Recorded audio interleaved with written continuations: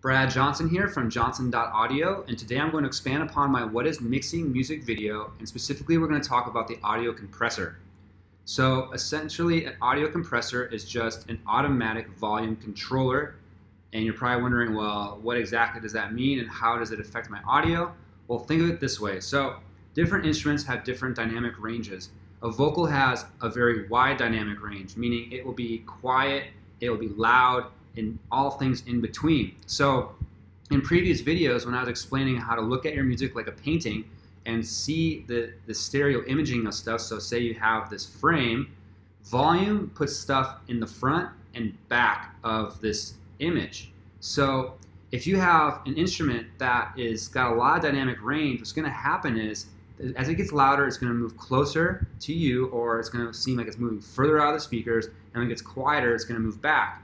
This can pose a problem with stuff saying like a vocal where you need to hear every single word of the vocalist what they're saying, but if all of a sudden there's words that are popping back and words go in the front, it's going to be really hard to decipher everything they're saying, and it's going to sound really uneven.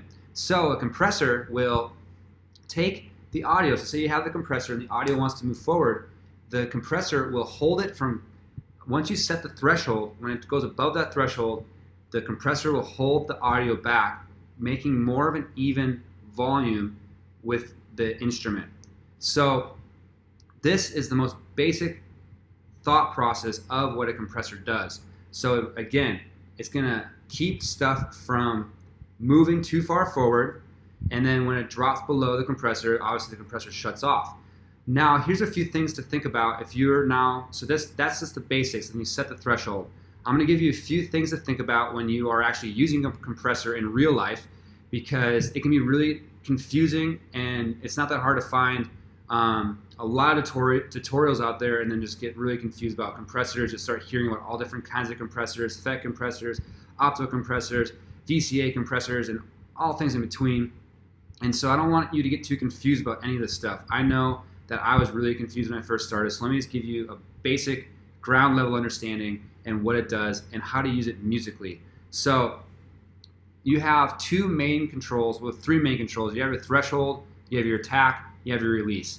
You do have your ratios. I would very highly recommend keeping ratios 2:1, 4:1 when you're starting off. Anything higher than that, we'll start to get into pretty heavy compression, and we're not usually, heavy compression's an effect. It's not really good technique. Some people might argue with me with this, but really you want to try to keep your compression pretty transparent, and obviously some people use compression to fatten things up, but don't worry about that right now. If you're just starting out, just try to use it as what it does, as a volume controller. So I would say keeping stuff 2:1, 4:1, those kind of ratios. Don't worry too much about what the ratios mean at this point.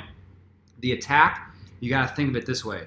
A faster attack, meaning and lower millisecond attack, is going to be how fast the compressor responds once the audio goes above the threshold.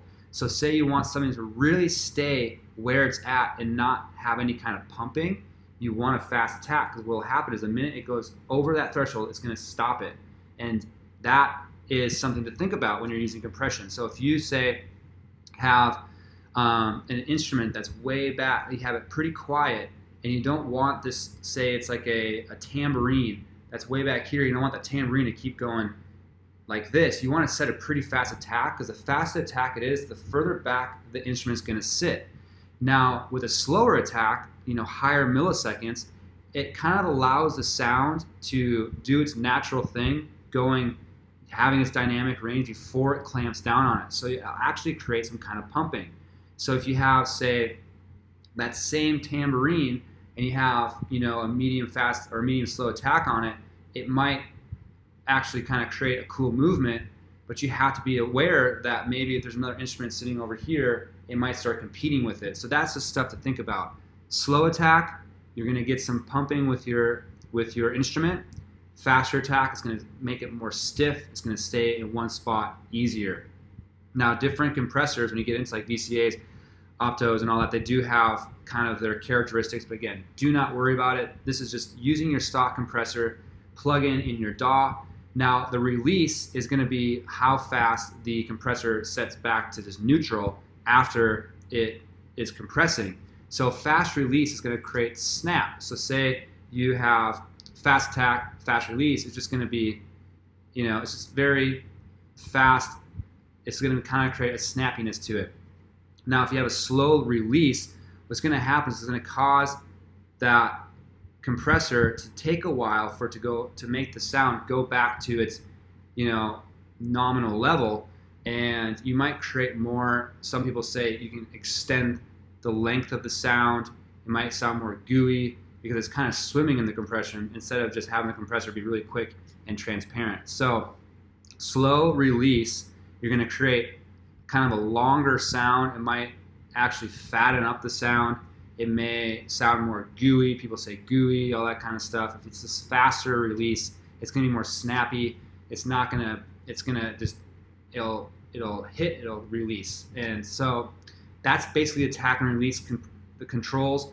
One more thing that I want to throw at you is this is just a general rule of thumb. This is what I was taught. Obviously, it's all art, whatever sounds good to your ear, but just when you first start out with compression, just try to keep it to about 3 dB of gain reduction. So what that means is when you have the gain reduction meter on in your compressor, you'll see the needle move. You want the peaks to be around 3 to 4 dB of compression. So the reason for this is because that will make sure that your compressor is being pretty transparent and you're not over compressing your material, because you can't over compress where all of a sudden there's no life in your mix. You do want to keep some of that dynamic, because that's what just makes it feel right. If it's just all just doesn't sound right, and everything will become over compressed, and we do not want that. So I would just say just start messing around with the compressors.